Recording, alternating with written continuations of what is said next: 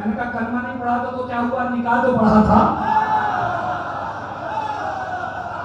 भाई तवज्जो फरमाइए, मैं क्या कहना चाह रहा हूँ। साहब कलमा नहीं पढ़ा था, कलमा नहीं पढ़ा था। अरे भाई आपने देखा है ना बाप क्या है, बाप की बड़ी अहमियत है। बाप को उफ नहीं कह सकते। अगर बाप घर से निकाल दे तो दुनिया भी गई और आखिरत भी गई। तो बेटों को चाहिए अपने बाप की इज्जत करो, इसलिए कि बाप के बगैर तुम कुछ हो नहीं। अरे मौलाना क्या बताएं बेटे, ये सारा गाड़ी घोड़ा बंगला ये सब मेरी अपनी मेहनत से है। कहते कि नहीं कहते लोग। मैंने कहा लानत हो तेरी शक्ल पर। कह रहा अब्बा कुछ करके नहीं गए थे। मैंने कहा आप क्या हैं? कहने लगे मैं कलेक्टर हूं। मैंने कहा कलेक्टर कैसे बना?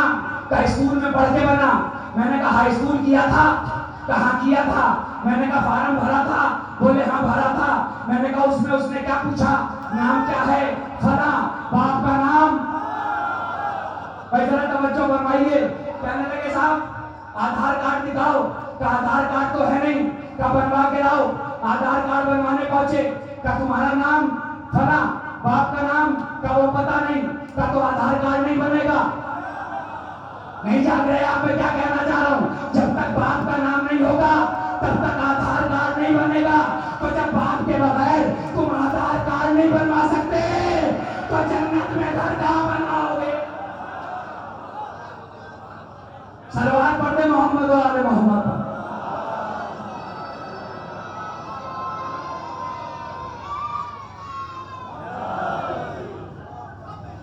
बाप के बगैर क्या है?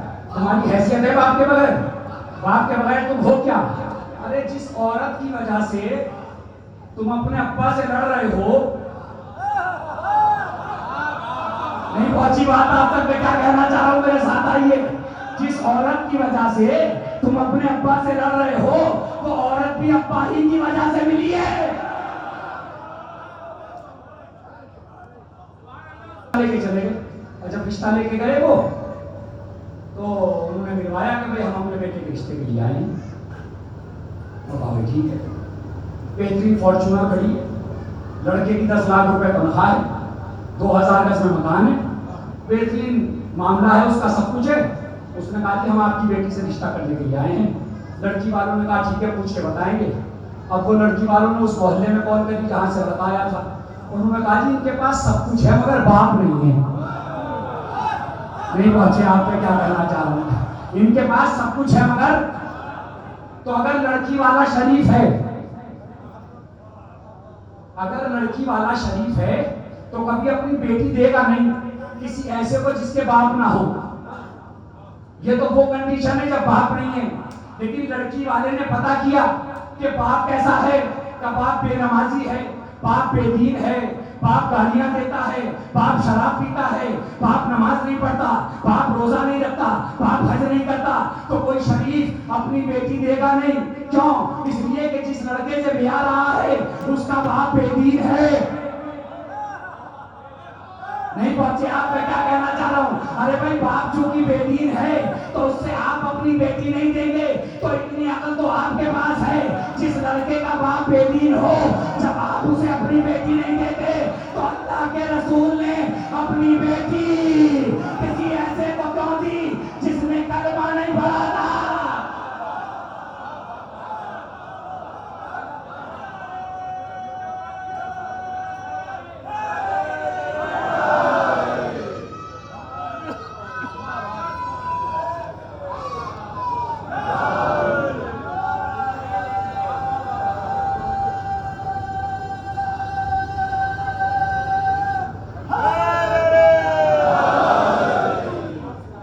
किसी ऐसे को रसूल ने अपनी बेटी कैसे दे दी? रसूल ने अपनी बेटी कैसे दे दी? कहने लगे साहब वो निकाह पढ़ा हो। मैंने कहा कि कलमा नहीं पढ़ा तो क्या हुआ, निकाह तो पढ़ा। भाई देखिए किसी के मजहब का पूरी जिंदगी पता लगे या ना लगे। मैं जिस मोहल्ले में रहता हूँ मुजफ्फरनगर में, वहाँ सब कौम के लोग रहते हैं, हिंदू मुसलमान। मैं आता हूँ जाता हूँ, लोग देखते हैं। बहुत से लोग होंगे जिन्हें मेरे मसलक का नहीं पता, मेरे मसलक का बहुत से लोगों को नहीं पता। बहुत से लोगों को नहीं पता कि मैं किस मसलक से ताल्लुक रखता हूँ। मुसलमान बहुत सारे रहते हैं वहाँ पर, ठीक है ना। मेरे मजहब का मेरी जिंदगी में पता लगे या ना लगे, लेकिन मेरे जनाजे पे पता लगेगा मैं किस मजहब का हूं। भाई जरा मेरे साथ आ जाइए, मैं क्या कहना चाह रहा हूं, तवज्जो फरमा लीजिए। मेरे कांधा लगाने वाले बताएंगे कि मेरा मजहब क्या है, मेरा कांधा लगाने वाले बताएंगे कि मौलाना का मजहब क्या है। सर पे कुरान रख के बताओ, अबू तालिब का जनाजा किसने उठाया? मिलके हैदर। नहीं पढ़ा तो क्या हुआ? कलमा नहीं पढ़ा तो क्या हुआ? निकाह तो पढ़ा, निकाह तो पढ़ा ना। निकाह में क्या पढ़ा? अल्हम्दुलिल्लाहिल्लज़ी जअलना मिन ज़ुर्रियत इब्राहीम व ज़र्अ इस्माईल। तमाम तारीफें उस अल्लाह की हैं कि जिसने हमें ज़ुर्रियत इब्राहीम में रखा। काला ला यनालु अहदी ज़ालिमीन, ओहदा जालिमों तक नहीं जाएगा। क्या कहा था? काला व मिन ज़ुर्रियती, क्या मेरी ज़ुर्रियत में भी इमाम होंगे? इसी ज़ुर्रियत का तज़किरा इब्राहीम ने किया कि वो परवरदिगार तारीफ के काबिल है जिसने हमें ज़ुर्रियत इब्राहीम में रखा। यानी खुतबा शुरू किया अलहम्द से। अब नमाज के लिए दो शर्तें हैं, नमाज के लिए दो शर्तें हैं कि सूरह अलहम्द पढ़ो और काबे की तरफ रुख करो। अगर सूरह अलहम्द नहीं पढ़ा तो नमाज नहीं, काबे की तरफ रुख नहीं तो नमाज नहीं। हम्द कहा अबू तालिब ने, काबे में पैदा हुए अली।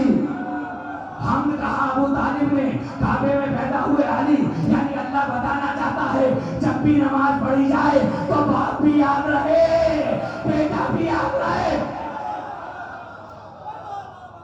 सलवात भेज दे मोहम्मद।